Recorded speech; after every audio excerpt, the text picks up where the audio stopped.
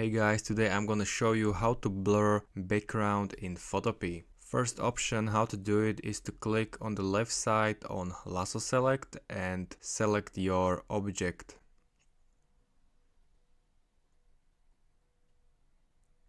Now right click and click on inverse. Now click on filter and blur. I use Gaussian blur, and now you can blur the background.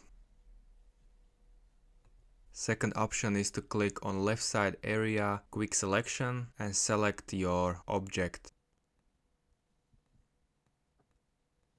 Now you have to click again on lasso select and right click and again click on inverse. And now you have to click on blur and again on Gaussian blur. And now the last thing is to adjust blur. You can play with it.